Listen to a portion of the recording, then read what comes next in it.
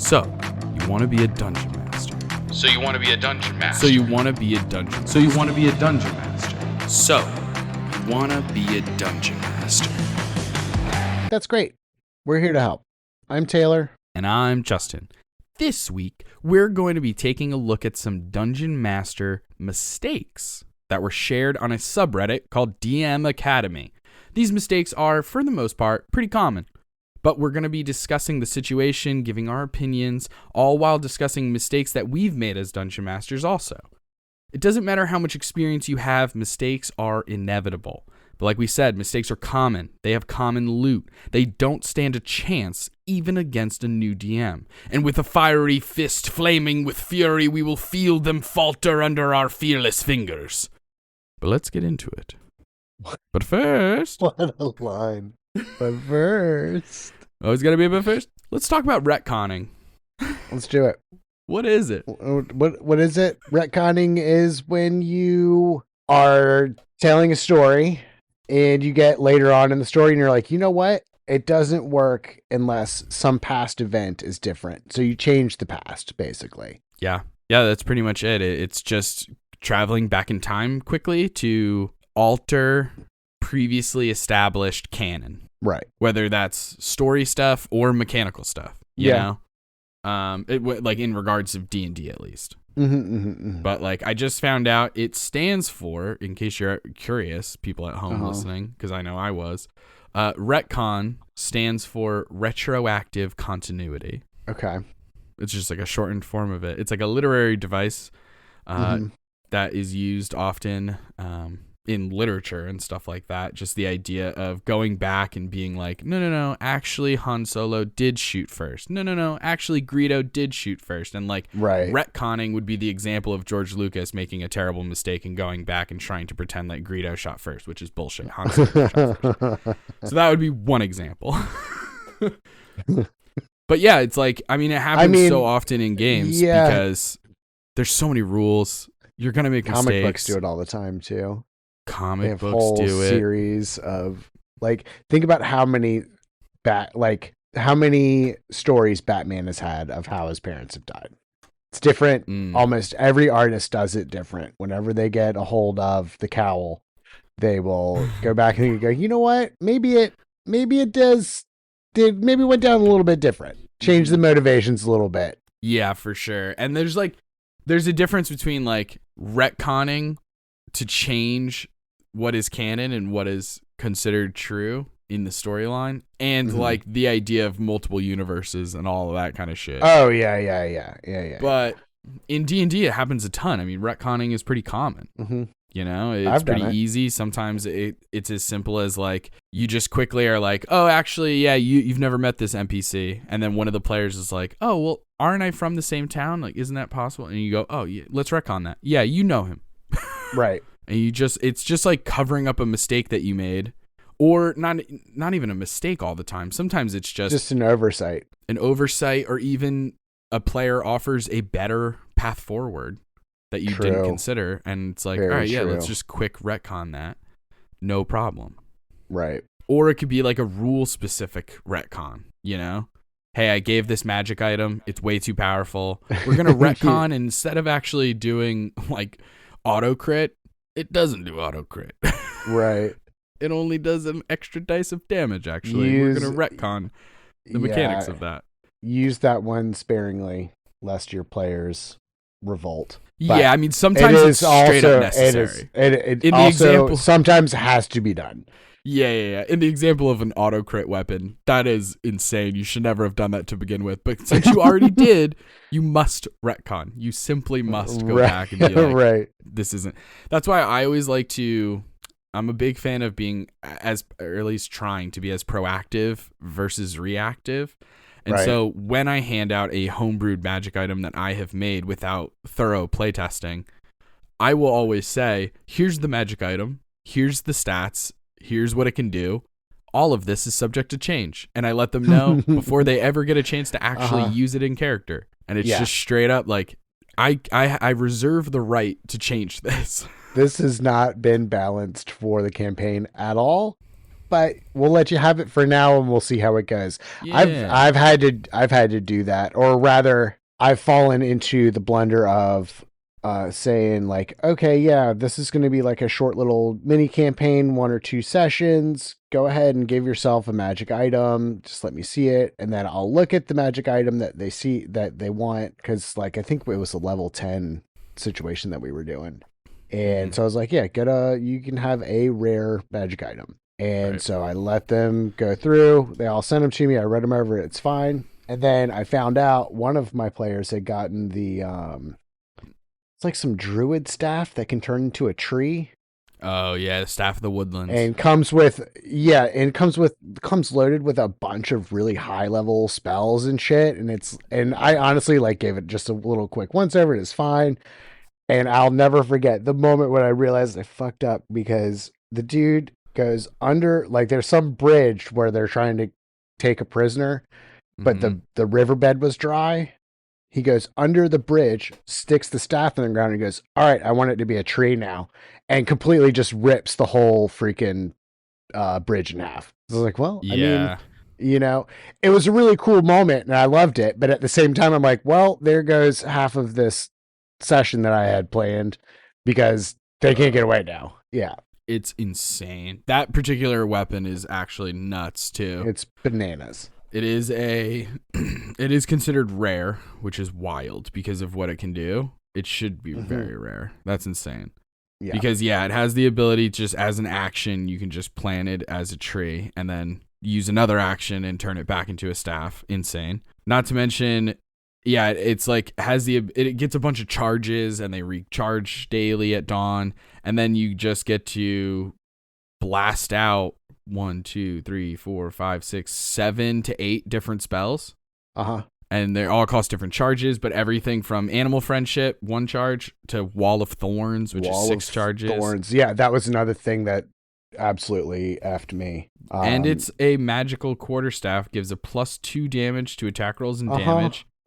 And while holding it, you have a +2 to your spell attack rolls. Yeah. They updated it in 2025, in 2024 or 2025, whatever, in the new one, because there was one very specific rule that I remember reading on this item and being like, that's actually broken. And in the legacy version of the Staff of the Woodlands, you can use an action to cast Pass Without a Trace without using any charges. They have updated it. Now it costs 2 charges to cast Pass Without a Trace.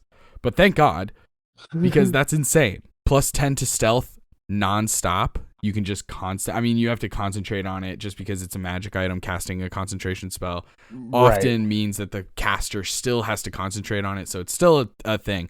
However, being able to cast Pass Without a Trace all the time for free, insane. All the time. Insane. +10 to your stealth is so much. So it's a beefy fucking item. It's a beefy item, and I wish I had read it more, but had I read it more, I think I would have probably taken away Wall of Thorns, like in retrospect. Yeah, you could just alter it. That's what I did. Like, it's really do. Yeah. I gave a player the Staff of the Woodlands way earlier level than you would normally give this item, but I nerfed the hell out of it. It was the Wall of Thorns thing, the Pass Without a Trace thing would probably go. I'd take away the +2. I might leave it as a +1. Yeah. And then it's, that's an acceptable weapon for like level 5 to 10. Yeah. Honestly, yeah. It really depends on, like, when you get these magic items that are +2, +3 and stuff like that, it really feels like they were designed for players who never take ASIs, like didn't roll for stats, like just did standard array, where like a +2, a +3 isn't that insane. Right. But like, if I gave you guys 18, I gave you guys in Sword Coast Q +2, +3 weapons, we're at level 13. It makes sense for you guys to have +2 weapons, and none of you have them because it's too much. You guys don't need +13s to attack rolls. Like, I'm not rocking up with monsters who have that high of AC, so it's like it's not necessary. That's why I haven't truly done it yet. Like, Sunny has had a +1 weapon forever. Yeah. And I honestly can't see a huge reason to give her a +2 weapon. She's already crushing it. She never misses. Like, right. What is the point? You know?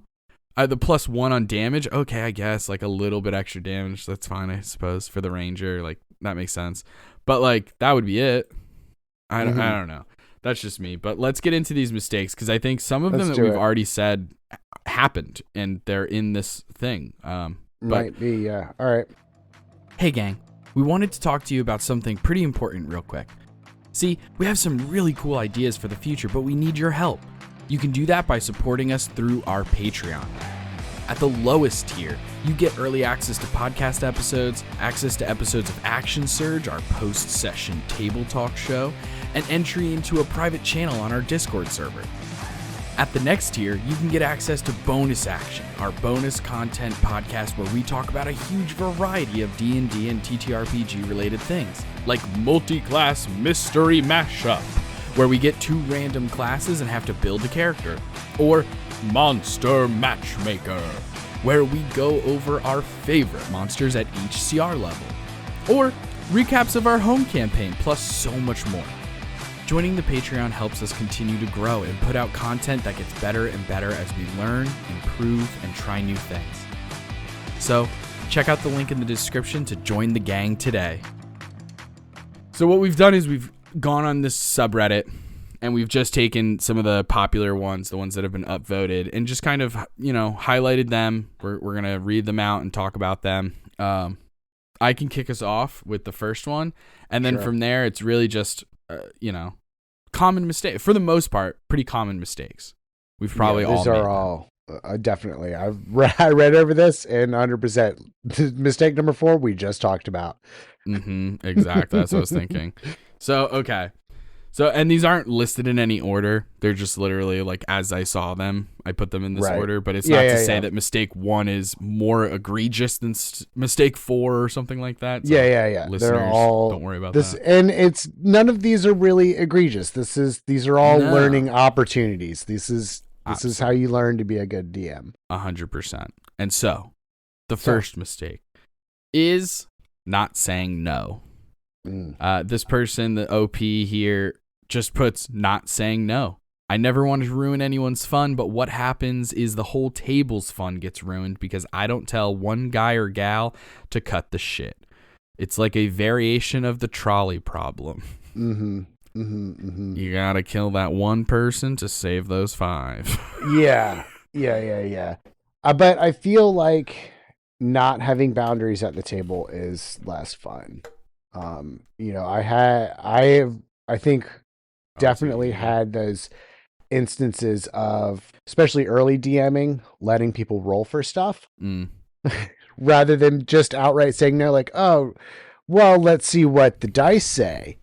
And then I get what you're saying, yeah. And then they do it and it's like, oh, nat 20. Well, okay, I guess, yeah, sure. It can work that way. And then kind of like either a whole section of a dungeon gets skipped or some kind of thing that you were planning on taking more time. Like it winds up blowing through a bunch of stuff that would be fun for the whole party and makes it all about one person. Yeah. Yeah, it really depends on what you're saying no to and or by contrast what you're saying yes to. Cuz like of course, like there are things you should say yes to. You should try and appease your players and work with them and collaborate. However, as much as D&D is influenced by like, I don't know, lessons in the improv community and stuff like that, D&D is just inherently not improv. It is a game that has rules and stuff. It is different. Right.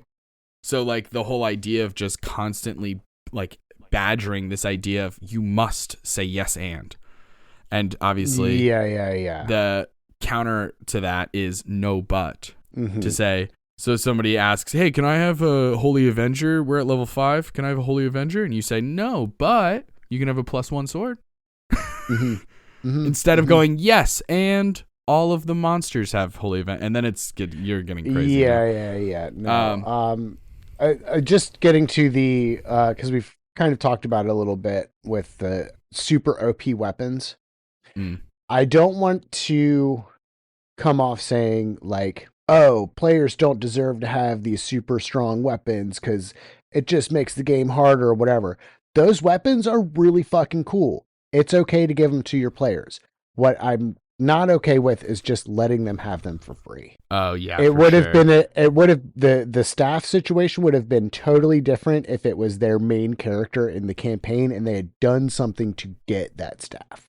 I would have made it really freaking hard. It would have been a super cheap, super big challenge.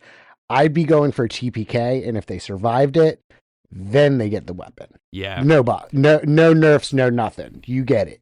There you go, bud. Congratulations. But every player at the table would get something along those lines too. I was just gonna say, yeah, you definitely want to. You gotta spread the love. You gotta spread the love. Is such a huge thing. I think, I know I would feel some type of way as a player. Right. If one person at the in the party is just getting like so much favoritism in that way, I'd be like, cool. So we're just side characters in this main character's story. Like this is dumb. Right. And that is a problem that some tables, I will admit, I have fallen victim to as well. Of one player gives you a really super cool backstory, and then everybody else is just kind of like meh at the table. Like, okay, well, this player's giving me something to run with. Let's do that. And then it just winds up being more and more of them controlling the table. And that's kind of an issue. That's one of those things where it was hard to get back on track after that. This was like my main table. So like we were able to move past it. It just like the first like 5 levels for them were all centered around this one character. And then I realized like, that's not fair. Let's move. Right. Let's try to get some other people involved. And I tried just and when it comes to players who are like, meh, just pitch them, softball them ideas. If they don't really care, be like, hey, what if your player likes this? What if they want to do that? Give them a lot of like what if hypotheticals and see what they do with it. And then you can, flesh stuff out that way. Yeah, no doubt. And I want to bring it back to something you said in the beginning of this, which was the idea of boundaries in regards of saying no. Right. I think that's super important to just continue to flesh out, like just to harp on it for a quick moment. Yeah. I do think it's so important to go over these types of boundaries and trigger warnings and different things that may affect the different players, including the dungeon master of the table, and making sure that everyone's on the same page about different topics that are potentially going to be discussed, different themes that are going to be explored, and like making sure that you're providing a space where people feel comfortable enough to say, hey, that's not cool with me. I don't want to talk about this. I don't want there to be harm to children in the game. Like, right. I know that we're dealing with a serial killer, but let's just pretend like that serial killer just kills adults, and that's fine. Do you know what I mean? Like, yeah. That's okay. Yeah. Like, I think that's really important, because I think there's like the old school kind of the fucking gatekeeper neckbeard type of people who are like, boundaries mean that you can't have any fun, and they're just assholes. Yeah. Really, what boundaries give you the ability to do is they put the guardrails on the bowling alley, and now you can just whip that ball down without any worries. Yeah. Because how many times that there can you are hit the sides? Right. Yeah, you know that there are guide rails that are going to help you out. So now you can whip the ball as hard as you fucking want. So it's totally better. It really can be. It's just, that's a good analogy. I love that. If one of the other players or a couple of the players have like a particular boundary and it's truly preventing you from being able to tell the type of story that you want to tell, either A, tell a different story with that group, save that other one for later, or just find a different table. You didn't find the right table for this particular story because you're going over certain themes that are sensitive. That's okay. It's not a big deal. Life is literally the longest thing you'll ever do. You'll find another fucking table. Figure it out. Sorry. I feel very passionate about that. Let's move on. Let's move on. Okay. Yeah. So the next one, this is a very common thing. It's definitely happened to everybody. So, I'm not even going to attempt the name on this, but OP says, player, what is the building made out of? Me, wood. And a lot of, yep, I know that feeling.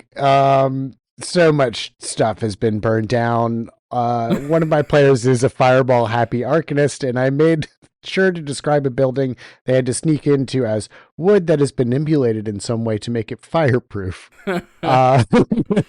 Just to keep him from, okay, maybe it's fine. He has the odd tendency to misinterpret my words into the total opposite of something I said, or make up details in his mind halfway through the air. It's like, okay, so we got rid of all the casters. They're the ones who were able to put out the fire and make the house fireproof. So now I can burn it down. No, the material itself is fireproof. Yeah.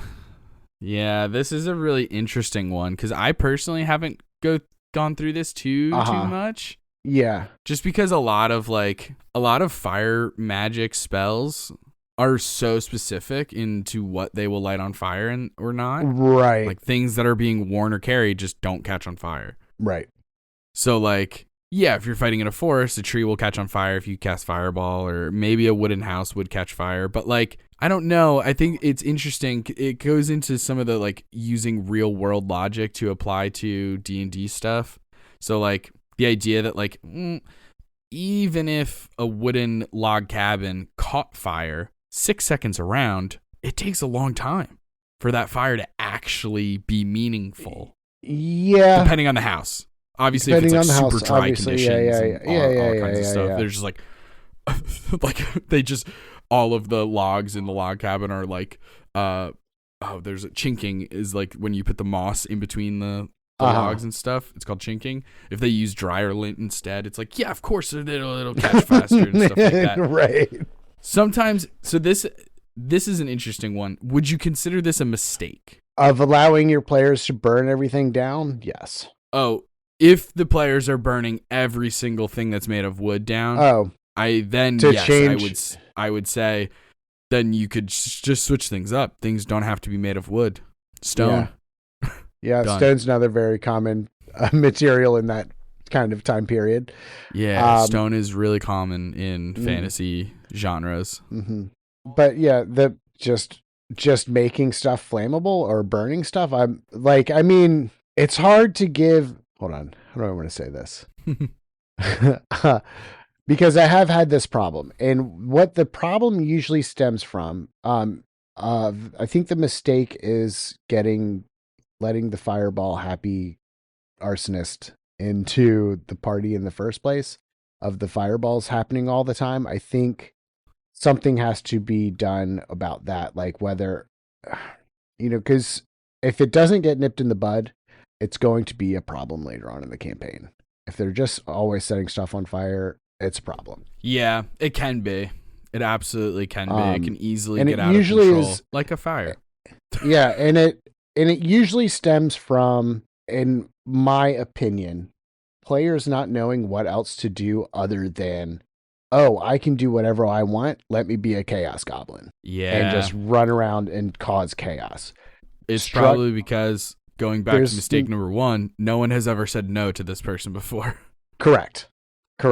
So I think the mistake is not giving your players enough other stuff to do other than burn down the town. Yeah. Because, I mean, hey, sometimes it's okay. I think if you just take the very first OP and you kind of take that as it's written, which it doesn't give us any details. It's just player, what is the building made of? Me, wood. And that is the mistake, is that I said that it was wood. That in and of itself, without any extra details, so we don't know the full context, that's not a mistake. No. That's fine. Some buildings are made of wood. They are flammable. It's okay for your players to burn them down. However, when we get into like some of the comments of like the person that you read, their little detail of like, he has an odd tendency to misinterpret my words or just make up details in his mind. Like, okay, we got rid of the casters. They're the ones who put out the fire. Listen, I'm all for players making up parts of the story and like helping, again, collaborative storytelling. I'm so big on it. But you've just added canon. You've added like a huge layer of canon.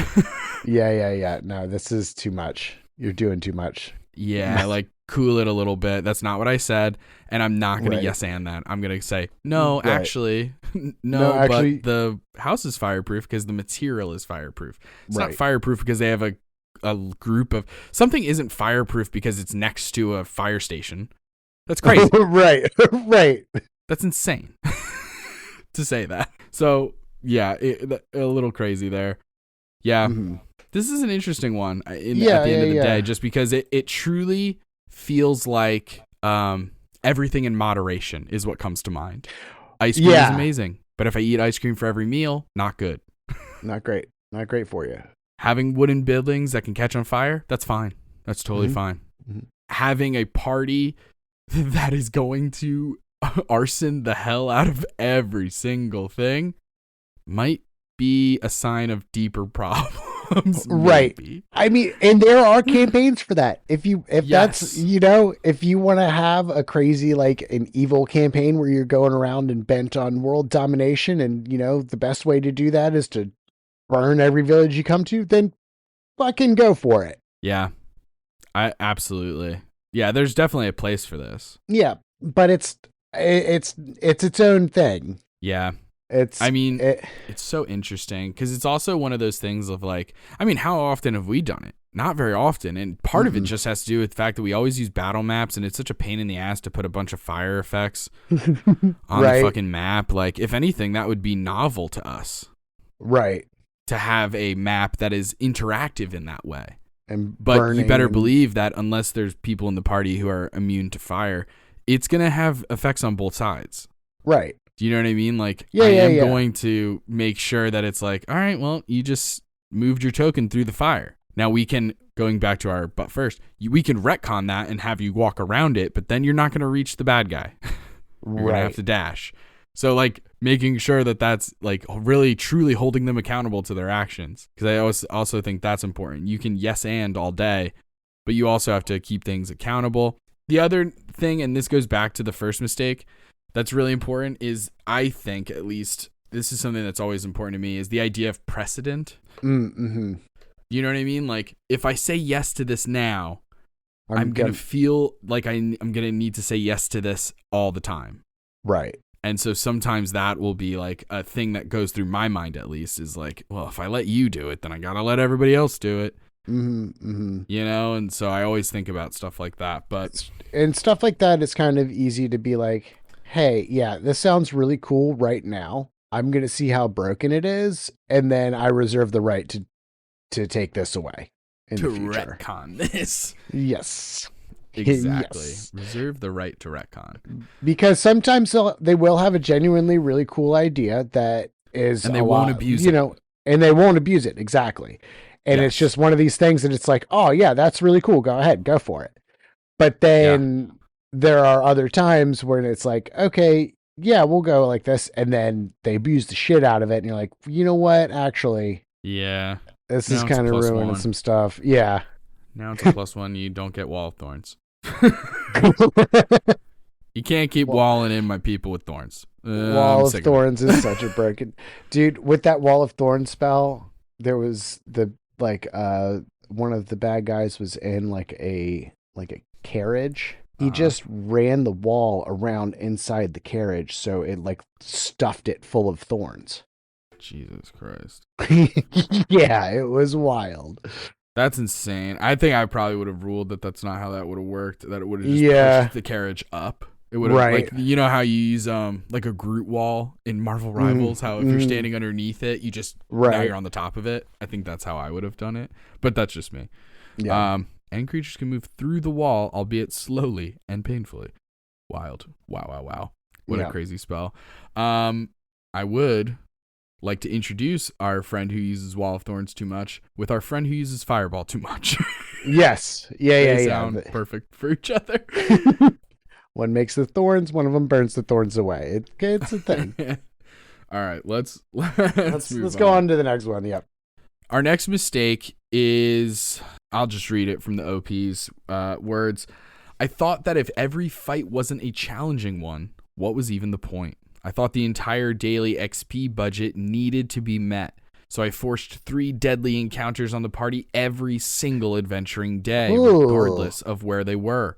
I'm glad I realized the error of my ways before the players lost their interest in the campaign. Things are so much better now. And a couple of the comments, one person, oh, that sounds intense. I feel like I have the opposite problem. I've been using CR systems and almost every fight has been a cakewalk. So I've been a bit tougher on them from here on out. We'll see what happens. Another person talks about one way to make encounters more difficult is archers on a banister or some similar variation, just to add more damage into an encounter. They're far away, adds verticality. And yeah, I mean, another person was just talking about how, they ran a module. Everything seemed too easy, so they started homebrewing and stuff like that. Done that. It's a learning thing, the balancing of combat encounters, using CR values effectively, and also just understanding what your specific PCs are capable of, as opposed to just quote unquote level 5 players. Right. These level 5 players are practically level 8. Despite right. These level 5 players are actually level 5. Been at tables where it's been like, okay, if this party was to go against my main party, they would lose. They could be the same level, whatever. This party's toast. Yeah. Absolutely demolished. Right. We've talked about that a ton. There's so many nuances. Yeah. So it really depends on the party itself. 3 deadly encounters every session. Every single adventuring day.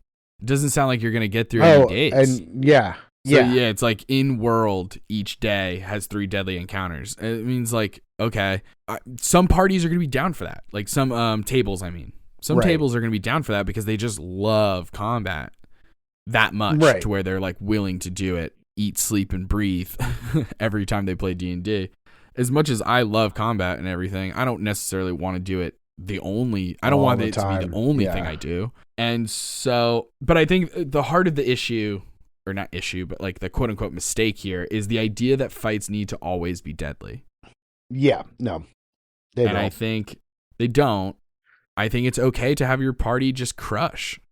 Yeah. Like, I think it's important one of my favorite examples of this is anytime you watch Brendan Lee Mulligan run a combat scene. The fucking joy in his face when his players pull off badass moves. Yeah. He is as hyped as they are. And that gives me energy. Like that gives me inspiration as a DM to remind myself that that's what you want. You want the players to win. They are the heroes. It should not be this antagonistic of like, oh, they got a nat 20. Oh no.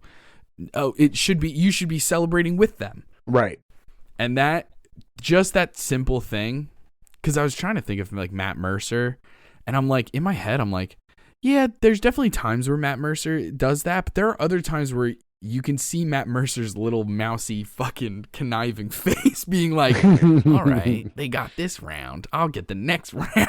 Like, not as much. But Brendan Lee Mulligan, I mean, yes, there are joking times where he's like, where they're like, Brendan, eat your dice. Or like, he's like, I am all the bad guys. I'm going to kill that dog. Like, he plays into it of being like the heel, to use like a wrestling term. Mm-hmm. But like, you can also see so much happiness on his face when his players crush it. Yeah. And so I think that's so important. And I've taken that to heart. And like, you weren't there because you were at MagFest, but the last big fight that we did in our home campaign, they annihilated me. It wasn't even fucking close. They used so much good strategy because they were able to get in close, see the entire battlefield, create an entire plan that went off pretty much foolproof. And it like, even me, I'm listening to them make the plan. I can hear the fucking plan. I know the plan. Even then, I don't think I could have stopped it. I think it was inevitable. It was crazy. They Thanos'd my ass. Where he's like, I'm inevitable. That's how it felt. It was just like, I think there was a point early on where I was like, okay, how can I get back? How can I like undo all of this damage? And then I kind of, I don't know, took a quick moment and I was like, actually, this is great. This is fine, actually. Who gives a shit? Right. I'm not these monsters. It's okay. But yeah, so they don't need to all be deadly. There were times where the fight was intense, like when the bad guys hit with their great clubs, they're frost giants. When they hit, it's a ton of damage. It's scary, but they didn't really live long enough to hit a ton of times, so whatever. Right. But, could I have balanced that differently? Yeah, 100%. But at the end of the day, it was the first, I don't know what you want to think of him as, like mini boss, leading up to the big boss, which would be the ancient white dragon. So they fought a leader of frost giants, and that was like the first mini boss. The second mini boss might be a little bit stronger, a little bit harder, a little more deadly. The third one, even more so. The ancient white dragon, I'm going to have to beef the hell out of an ancient white dragon's stats. They're not strong enough on their own for this party. Not when they have allies with them as well.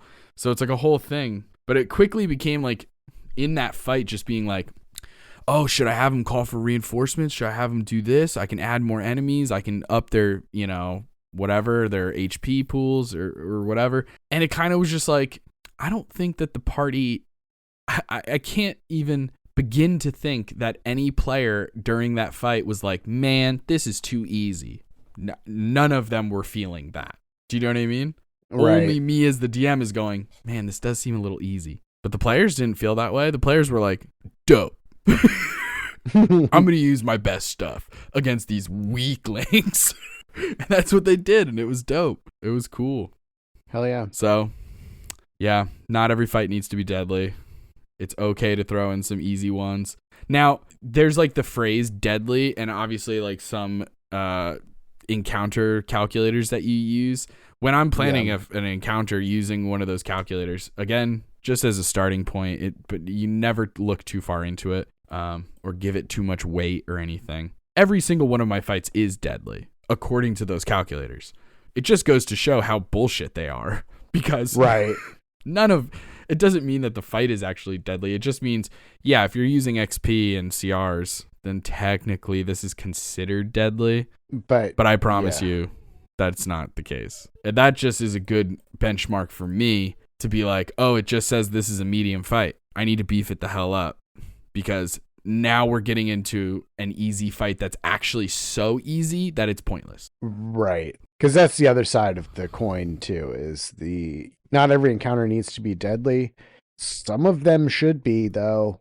Like, some of them should be real, genuine challenges.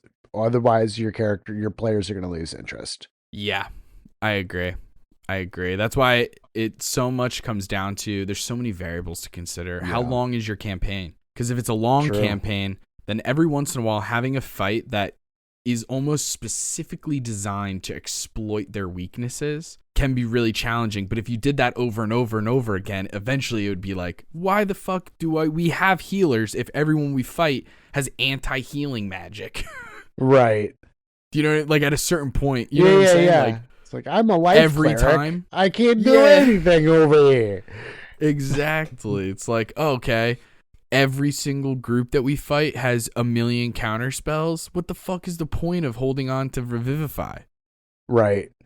If I'm just going to have some douchebag wizard pop out of a hole, so tactical, so late, and be like, counterspell. All right, Colin, counterspell, get the fuck back in your hole. So sometimes, yeah, it really is just a balancing game. Depends on the length, depends on what your players like in terms of combat versus RP and all those other things to balance. But eventually you find it. As long as and be upfront with your players. Hey, I'm trying to find the balance. Talk to them afterwards. Do the whole stars and wishes post-game thing of figuring out what people's favorite parts were, what parts they would like different or something. Asking for feedback so that hey, that fight felt so easy and boring for me, the DM, but apparently my players all fucking loved it. Who knows? But that being said, let's move on to the next one, because Taylor, this one's right up your alley. Yeah. Mistake number 4. Didn't read the fine print. Didn't read or think about the fine print on a Dragon Slayer weapon. It's an extra 3d6 on every hit when the party's already over leveled for a young dragon. It'll be fine, I thought. Just keep the dragon airborne, I thought. Cue me also giving the party boots of striding and springing. So it doesn't even matter.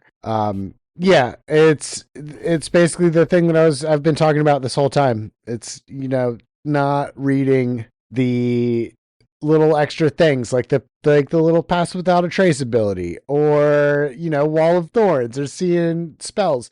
A lot of them, you look at the spells on a spell list that like an item has, because there are quite a few magic items that give you like charges or something to cast spells, and you look at the list of spells and you think, that's probably fine.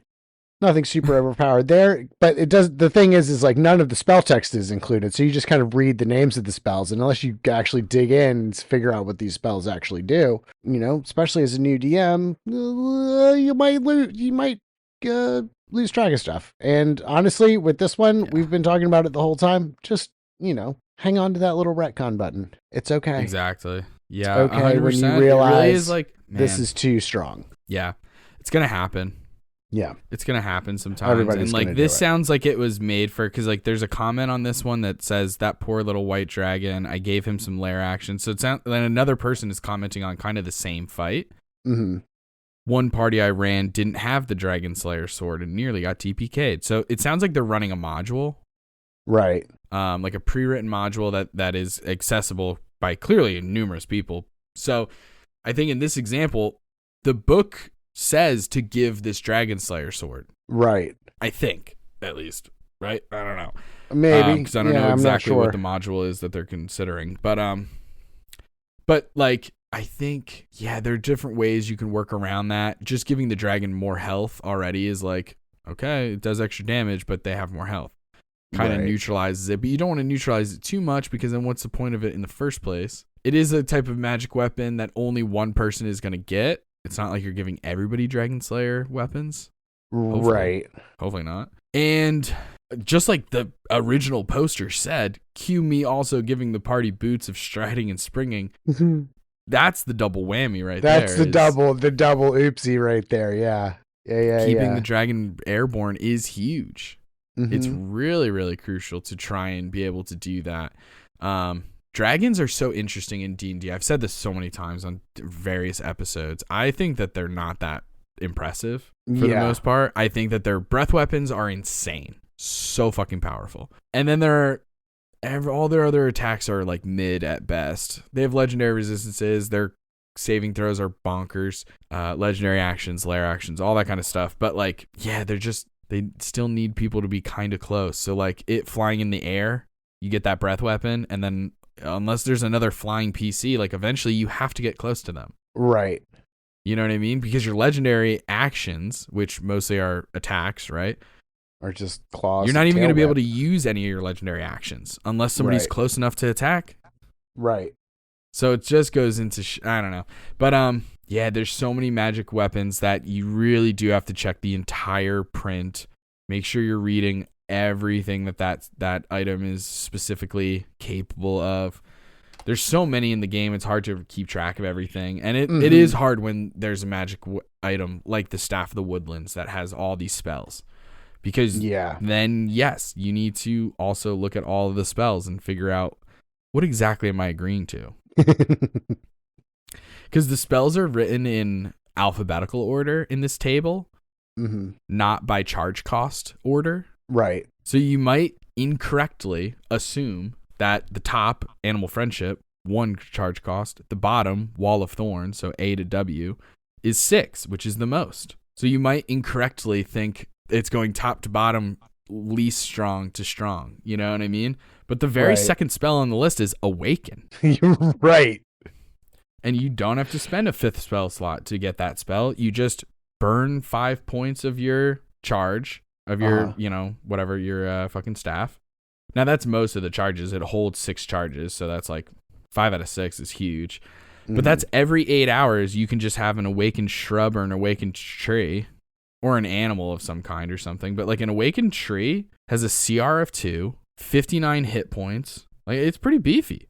Yeah. Its slam attack does 3d6 plus 4, and it's a plus 6 to hit. And it's a huge tree. It's vulnerable to fire, though.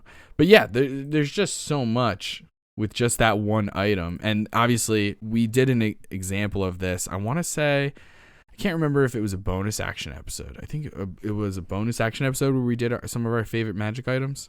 Mm-hmm. And we went up to like legendary. Yeah. Half the episode is us explaining legendary items. Because there's so many rules. There's so many spells you can cast and all the different things it can do.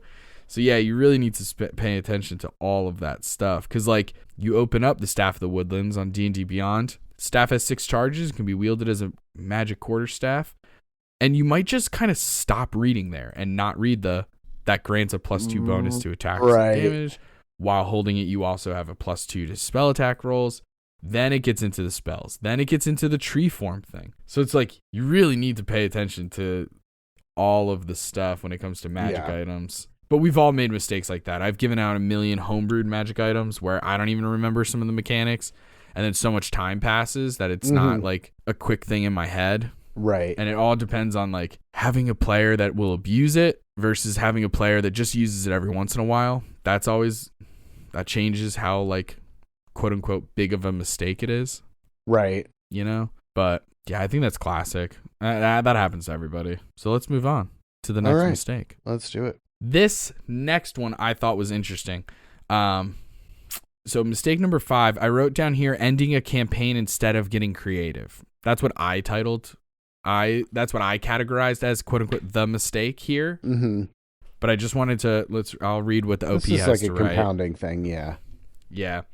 So OP says, I once had a massive overarching plot planned that involved the players needing to secure 5 artifacts to prevent the bad guy from using them to awaken a slumbering god of destruction from the ocean floor. That sounds dope as hell. Mm-hmm. Mm-hmm. Mistake, according to OP, mistake number 1, I had a brain fart and told them that the bad guy needed all 5 artifacts to awaken the god. Mistake number 2, I mentioned an infinite pit lined with books in a magical library they were in that was in no way important or relevant to the plot. It was just flavor. They got a hold of 1 artifact, went back to the library, and tossed it in. Campaign over. I have never planned ahead since that day. And then the top comment is, I feel like that's a really easy one to fix and absolutely not a good excuse to quote, never plan ahead. Yeah, I agree with that sentiment. That sounds like you just gave up. I mean, first and foremost, that infinite pit, put quotes around infinite, solved. Oh, big time. There's a million ways. It appears infinite. You drop a thing down and you don't hear any noise back, whatever. But yeah, it's got a bottom. All the big bed has to do is just go down to the bottom and pick the thing up. Exactly. You know? Or maybe they have to discover, oh, it's actually not a bottomless pit. It actually, after 300 miles or whatever, you can make it like nearly bottomless. There's a portal. Yeah. And everything that falls into that portal goes to this other plane. And guess what? The bad guy figured it out. The BBG knows. Mm-hmm. It's like that weird planet in Thor Ragnarok, where it's like the trash planet. Oh, yes. Everything gets, all these portals just kind of show up, and then all the trash gets dumped into this one planet. Yeah, exactly like that. And then another person commented on this and said, sounds like a great setup for a follow-up campaign, though. Assuming the BBEG is still collecting the artifacts, and he finds out that the old characters had the last one that he can't find, he'll start hunting them down. Mm-hmm. Leaving a new party having to also try and find these former PCs.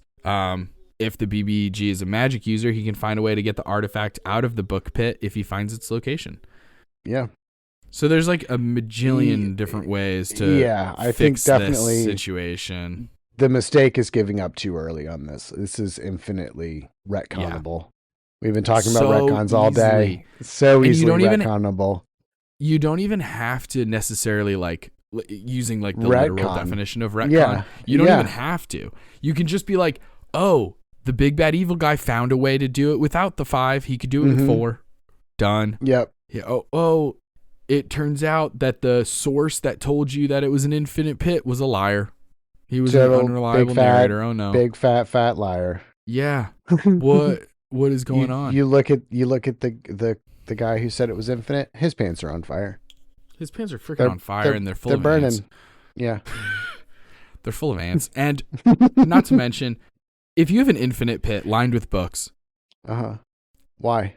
You're gonna tell me, you're gonna look me in the face, and you're gonna tell me that not a one book has ever fallen in, and that the library people are just cool with that. How do they go down there? How do they get the books? Right. What if they drop one?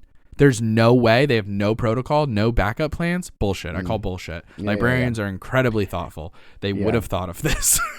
It would be so funny to have an NPC be like, wait, who told you it was bottomless? Oh, Hank? Yeah. Hank's a piece of shit. He lies about everything. His name's not even Hank, I don't think. It's George. It's George. But he told me it was Hank, and I've been calling him that ever since. Yeah, no. He tried to get this whole... It just goes far down. Started talking about propane and all this stuff. He just wants it to be like a little nickname that catches on. Oh, well, Bobby. Oh, now, wait a minute. God, dude. You could do setup for that for days. That's such a... You could just set it up. Oh, my gosh. It's going to be a new NPC for me. Now, it's just, wait a minute. It's I know, just I have Hank to practice. Hank, I can't and do it's it that all well. fake. Yeah, it's all fake. Just like a couple. Now, Bobby. No, you don't even need to brush up on it. It works better, I think, if it's a bad impression. Oh yeah, I have a lot of fun with that sometimes. It works. I love better doing a bad because then it's just Walken. a dude who's trying to be Hank Hill and is bad at it. And the players think you're doing a goof, but actually, no, he's actually a liar. He's actually just a liar. He's just a liar. Incredible. So yeah, I think the mistake here was just giving up. Yeah. It felt like, and I get it. As the DM, I get it. We've all been there. When you come up with your clever little evil plans and all this stuff, and you're like, yeah, they need all 5. And then quickly you realize, oh, that actually sucks that I said that, because that implies... Because sometimes these questions, it's not an NPC who's giving them the answers, it's the DM. The DM says to the players above table, the BBG needs all 5. And then you're like, ah, shit. So if we get 1, we're good. Yeah, and then we throw it into a bottomless pit. Right. It's a smart-ass plan by the players. It really is. Yeah. It's a good call. Like that's... Yeah, no shade on the players. Players crushed this. They did exactly what they should have done. Nailed it. Yeah. Absolutely nailed it. I think maybe there's like a world in which we do celebrate the players and not like... Because you don't also want to like rip the rug out from under them and be like, haha, I tricked you. It's not bottomless. It actually is a portal right to BBG's library. But like... Gotcha. There's a way to like celebrate the players and be like, good fucking job. And then also like maybe have their time jump. Mm-hmm. A year's gone by. The BBG has figured out, I just need 4. I actually just need 4 of the items. Oh shit, things changed instantly.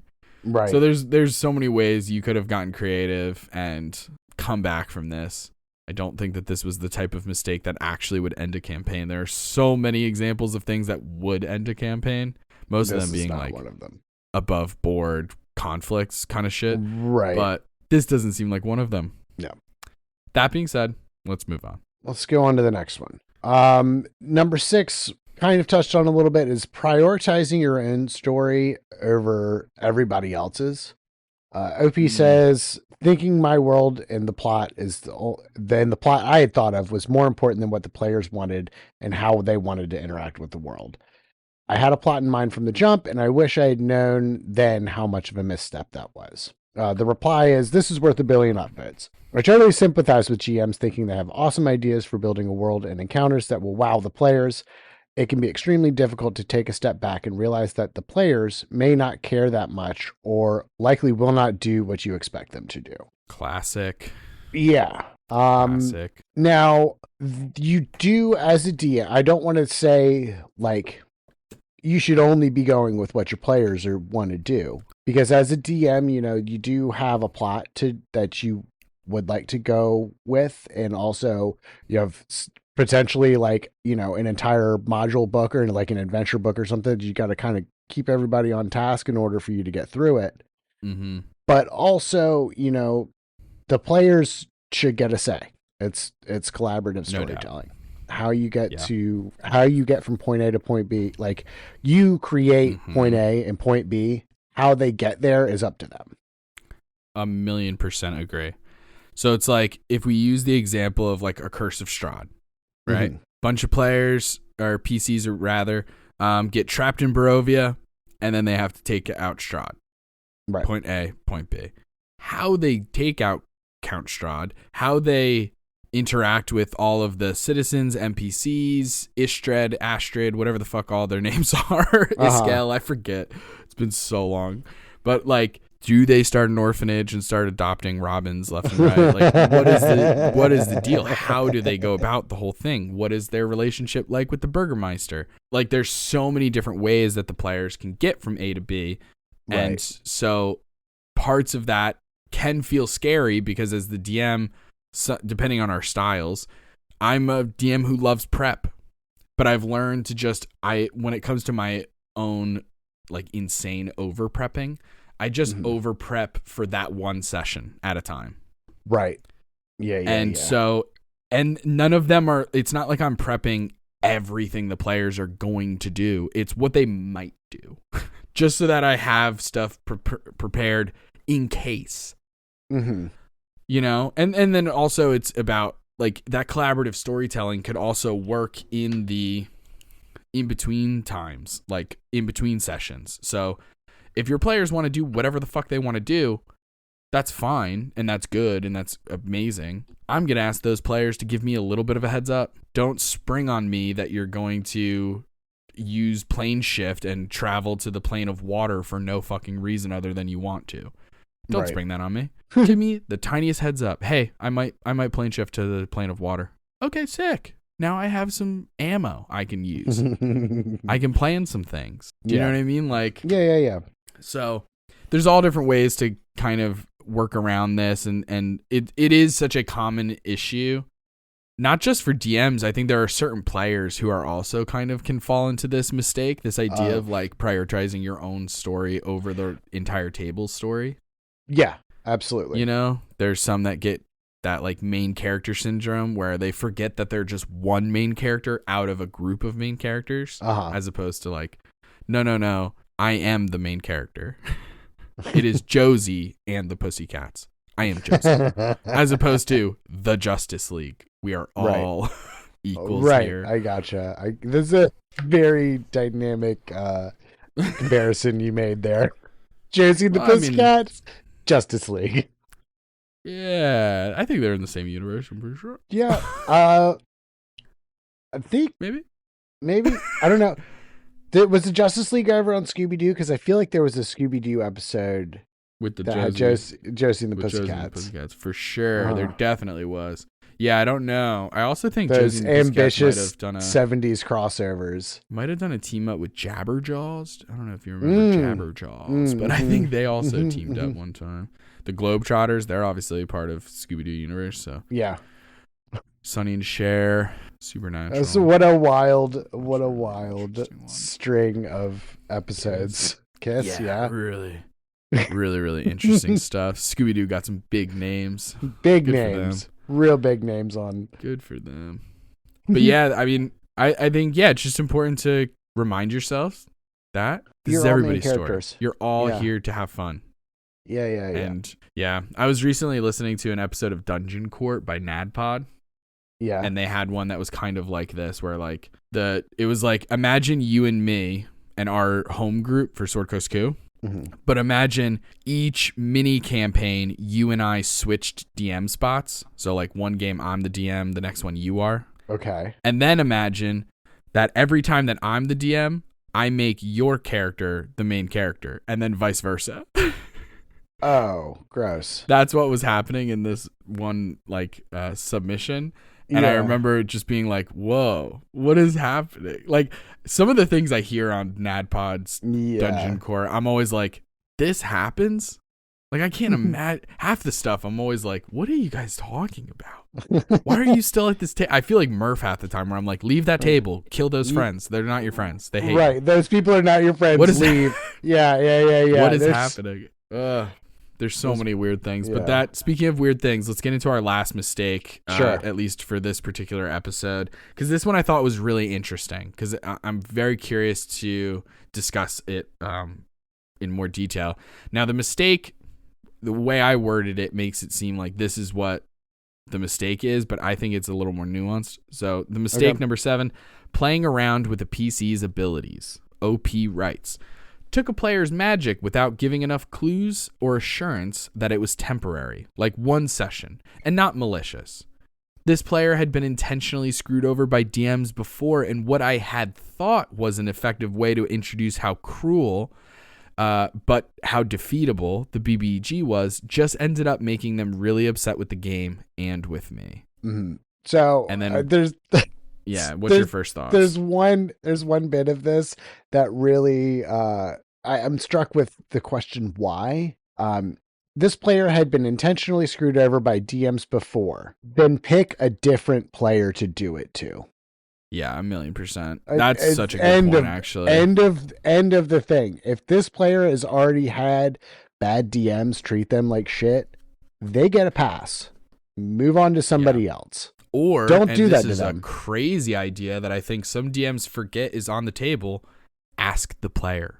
Oh my gosh, yes. Hey, is it okay if I take away your PC's abilities for one session just to show how like evil but you're gonna get them back. Right. It would just be one session without them. Nothing crazy. Yeah. And then if the player's like, no, I don't think that's fun, then you just move on to another player. Or maybe they're like, yeah, that sounds dope. Right. It's such a tricky thing. Like, I understand as like a you don't DM who aspires to be like this genius storyteller. Right. That you're like, I don't want to spoil anything. I want to catch their reactions live on camera, especially with the actual plays and stuff. Yeah. Excuse me. But at the end of the day, people's feelings are more important than you dropping this huge surprise. Yeah. Or something. Yeah. Absolutely. And that's what it comes down to, you know, like, because you never know. You never know how you're going to make people feel. Now, this fucking person, sorry, OP, should have known. You pointed it out. This player had been intentionally screwed over. You picked the one person who has trauma. And we're like, I'm just going to do a light trauma, though. Just a little trauma. Just a little. It's not malicious trauma. It's just a little bit of trauma. Just a little light trauma. One session's worth of trauma. No, they get a pass. They get zero trauma. Crazy. They're allowed to have zero trauma. If you're not going to ask, goodness gracious. Right. Now, another thing I want to talk about really quickly is there's a comment on this. The top comment really says, I think it's probably a mistake to take away player abilities even with warning that it's temporary. No. I disagree. I disagree so much. I want to be a player who gets my stuff taken away. I want to experience that. I want to be a warlock who's on the outs with their patron. I want to be a cleric whose faith isn't enough to keep my spells going. I want to be a paladin whose oath is having a moment of crisis. Like, I want to do all of those things. Yeah. I think that's those fucking are such cool. Huge character building things. Yeah, dude, the RP opportunities. Not to mention, like, there are so many interesting ways to work around it. I mean, think about how many magic items. Oops, I hit my desk. Think about how many magic items your party, like the Sword Coast Coup group, has across your party, but also just like in holding. Now, if one of you, let's just pick a random person. Let's say, like, we'll use Cal for this example. Let's say Cal just wakes up one day, no powers. Still the same, like, stats. Like, they didn't lose their strength or their con or whatever. But just, like, can't cast spells. Yeah. Shunned by Cord, shunned by the Raven Queen. No, any it would be a big deal. It would all suck. 3 classes down to 0. It would suck. But number 1, I would have come to you already and we would have discussed this. Number 2, in the meantime, God forbid combat erupts and you're on the battlefield and you don't have any, like, normal class ways of doing things. Or my javelin doesn't work. They could juke you. Well, the javelin might. I mean, yeah, I guess because that item. That's a cord. That's a cord item. Story was given to you by Cord. Yeah, that's a little different. But like, there's so many magic items that the party has that they could just like light you up. Sunny's got like 3 magic weapons. She can just like loan you one. They have like different kinds of magical armor. They could give you those. It could give you different like items that cast spells on their own. Do you know what I mean? Like, there's so many things that you could use to supplement just for the time being. Right. So there's so many cool ideas. I just think, I think it's interesting. I respect this person's opinion that it's a mistake to take away people's abilities, even with warning. I get where you're coming from. I think you're thinking of it in like a long-term way. Right. And it's like, no, I think if you literally did it for a session out of a multi-year campaign, I think it would be incredibly memorable and powerful. It would be a pivotal moment in that character's story. Yeah. I agree. So even with the warning, like, it's a mistake to take away. Excuse me. It's a mistake to take away your players' abilities with no warning. If you give them warning and you ask, "Hey, I think this would be a really cool moment for your character. Is it cool if I take your abilities for a session or two?" They say, like, you got to get the thumbs up, I think, is the big thing. You know, if you warn them and they're cool with it, then yes, by all means, take their abilities away. It's a really great story element. Yeah, 100%. And I think, I totally agree. I think it's so interesting. I think there's so many interesting different ways to tell stories. There's so many different avenues you can take and stuff, and like so many examples out there of how stories are told and stuff. And then like this is a beautiful way of telling a really interesting story of a character having a crisis, right? A like straight up identity crisis. Because I mean, imagine growing up with magic your whole fucking life and then having it taken away. Like that's a huge identity crisis. And to have that such a fascinating story and roleplay thing also shared with the mechanics of D&D, it's not often you're going to be able to get stuff like that. Right. So I think it's awesome. Again, with consent, with bringing things up, with maybe not targeting the one player who fucking has stuff in their past life. And we've said this a million bajillion trillion times. Talk to your players. So many issues that people have with Dungeons and Dragons and so many complaints that I hear and read about could have been solved by a conversation beforehand. Talk to your players. See what they're cool with. See what they're not cool with. You know, see what they like. See what they don't like. You know, ask questions at the end of a session. Be like, hey, did everybody like that session? Is it cool? You know, are we, you know, sometimes they'll give you the stuff, you know, just voluntarily at the end of a session, but other times it's like, okay, session's over, see ya. And cue Discord sound as the whole freaking group bails. And then sometimes, you know, in that kind of instance, it's okay to be like, hey, is everybody cool with what happened last session? Is anybody have any questions, any comments, some stuff that, you know, it's always a learning process of being a DM. You're always going to be learning stuff about your players. You're always going to be adapting the story to what they want to do, as well as what you want to do. Yeah. It's okay to try new things, figure things out together as a group, because that's the important thing. This is a group game. It's a group experience. And I mean, I don't want to like end us on a bad note or anything, but I guess the last mistake is not getting more Fresca in the house. Absolutely. Because it's America's number one grapefruit flavored beverage. Okay, that's all we can get into this time. You can find us on TikTok and Instagram at So You Want to Be a DM, or you can ask us a question at soyouwannabeadm@gmail.com. If you like the episode, don't forget to give us 5 stars in a review wherever you found us. And check out our Patreon and our Twitch with the link in the description. Join us next time for more Dungeon Master tips and tricks. Bye. See you.